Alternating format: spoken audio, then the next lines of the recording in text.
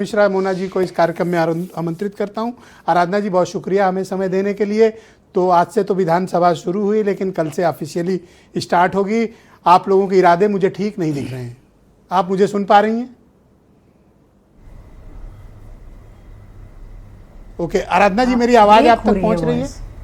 Audio break हो रहा है। अब आ रही है। मैं आपसे जानना चाहता हूं कि आप लोगों के इरादे विधानसभा में मुझे ठीक नहीं लग रहे हैं। क्या चाहती है कांग्रेस पार्टी और बाकी अपोजिशन? देखिए ब्रिजेश जी, सबसे बड़ी बात यह है कि आज जो प्रभु राम के चरणों में आस्था के भेंट जो लोगों ने चढ़ाई, करोड़ों सनातन धर्म के लोगों ने अपनी आस्था के अनुरूप भेंट जो चढ़ावा चढ़ाया, उसकी जो चोरी हुई, और मैं कहूँगी ये चोरी नहीं, डकैती थी और सुनियोजित ढंग से हो रही थी। पिछले 6.5 वर्षों में जब से माननीय सर्वोच्च न्यायालय के आदेश पर राम मंदिर बनाने का निर्णय हुआ, जिसको पूरे देश ने स्वीकारा, उसके बाद ट्रस्ट बनाने का, निर्माण समिति बनाने का निर्देश दिया गया, जो कि प्रधानमंत्री जी के नेतृत्व में पीएमओ ने उसकी पूरी निगरानी करी और एक वहाँ पे ट्रस्ट बना। ट्रस्ट की सबसे बड़ी बात ये थी कि उसमें वही लोग रखे गए जो भारतीय जनता पार्टी, विश्व हिंदू परिषद और आरएसएस से जुड़े हुए लोग थे। चाहे वो चंपत राय बंसल जी रहे हों, चाहे वो अनिल मिश्रा जी रहे हों, चाहे गोपाल जी रहे हों, ये सब वो लोग थे जो भारतीय जनता पार्टी से, आरएसएस और विश्व हिंदू परिषद से जुड़े थे। क्या इस बात से इनकार कर सकती भारतीय जनता पार्टी कि जिस दिन से ज़मीन की खरीद फरोख्त शुरू हुई मंदिर के लिए, तब से इसमें घपले और घोटाले पाए गए। 2 करोड़ की ज़मीन 15 मिनट के बाद 18 करोड़ में खरीदी गई ट्रस्ट द्वारा। क्या इससे इनकार किया जा सकता है? ऐसे कई मामले सामने आए, पूरी मीडिया में आए, हम विपक्ष ने इसको उठाया भी, पर सरकार चुप रही इस पर। आज नतीजा उसका ये हुआ कि आज करोड़ों की, कई 100 करोड़ की चोरी मंदिर में हुई।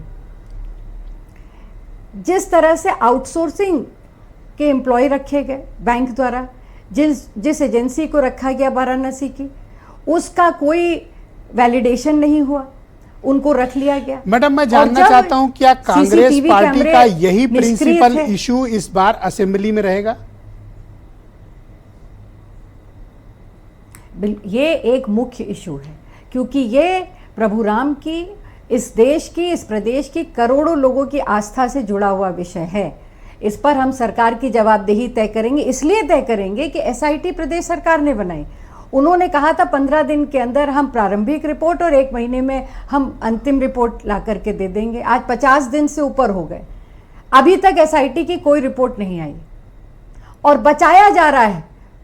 जो छोटी मछलियां हैं उनको तो पकड़ करके जेल में भेज दिया जी, पर जो बड़े मगरमच्छ थे उन पर अभी तक कोई, पर मुझे बड़ा अचरज है कोई एफआईआर और मतलब अतिरिक्त मन में भाव है कि कांग्रेस पार्टी प्रभु राम के प्रति इतनी आस्थावान, इतना समर्पण, ये देखकर लोग बड़े अचरज में हैं। मैडम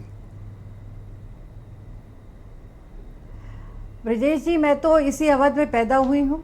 प्रभु राम के मंदिर में हमेशा आराधना अर्चना करी है और दर्शन भी किए हैं।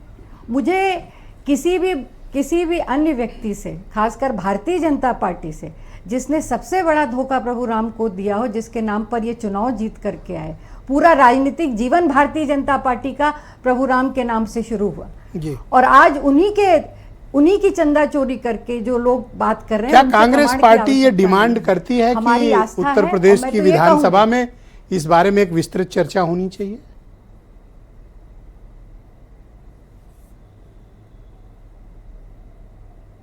मुझे आपकी आवाज नहीं आ रही। क्या आप चाहती है कि विधानसभा में इसकी प्रॉपर चर्चा हो? विधानसभा में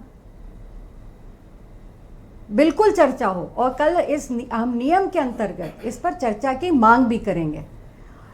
इस पे चर्चा होनी चाहिए और हमारी उसमें 2 प्रमुख मांग भी होगी कि केवल ये चढ़ावा चोरी, चंदा चोरी पर एसआईटी जांच ना करे। जिस तरह से शुरू से जमीन के घोटाले हुए, इसके बनाने में भ्रष्टाचार हुआ, ये सारे भी एसआईटी की जांच में आए। बहुत शुक्रिया मैडम, मांग करी है। कृपया हमारे साथ बनी रहिए।